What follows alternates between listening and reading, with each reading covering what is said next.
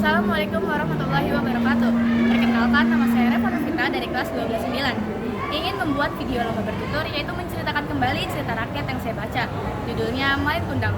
Alkisah hiduplah seorang ibu dengan anaknya yang bernama Malin Kundang. Sejak ayahnya meninggal, Ibu Malin menjadi tulang punggung keluarga dan berjualan ikan di pasar. Malin kecil adalah anak yang pintar dan selalu membantu ibunya. Ketika melihat penderitaan ibunya, Malin bertekad kuat untuk merantau ke seberang lautan dan menjadi seseorang yang sukses. Ketika ia beranjak dewasa, ia izin kepada ibunya untuk pergi merantau. Ibunya dengan berat hati pun merelakan Malin untuk pergi merantau. Setelah Malin pergi merantau, ibunya merasa sangat kesepian dan merindukan anak semata wayangnya. Ia sering menatap lautan sambil menunggu kabar dari Malin Kundang. Namun, seiring berjalannya waktu, ibunya terlihat semakin tua, tapi tak pernah dapat kabar dari Malin Kundang. Suatu ketika, ada seorang pemuda datang ke rumah ibunya sambil membawa berita gembira. Malin kini menjadi seseorang yang sukses, dan esok akan pergi ke kampung halamannya bersama istri dan rekannya. Ibunya yang mendengar itu pun sangat gembira. Keesokan harinya, ibunya bergegas pergi ke pelabuhan untuk menyambut Malin Kundang.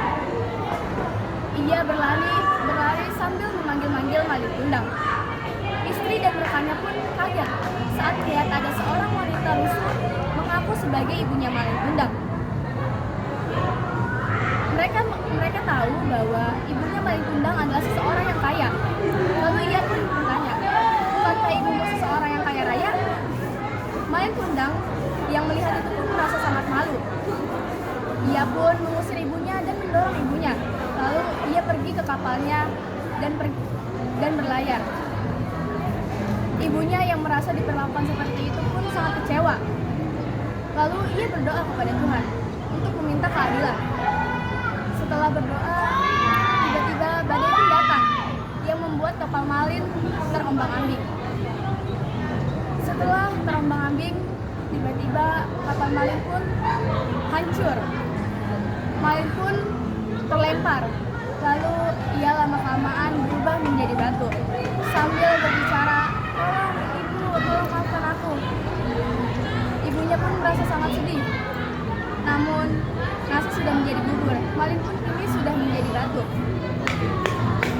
Pesan moral yang kita ambil dari cerita ini adalah jangan pernah sesekali kita durhaka kepada ibu ataupun orang tua kita, karena surga adalah berada di telapak kaki ibu.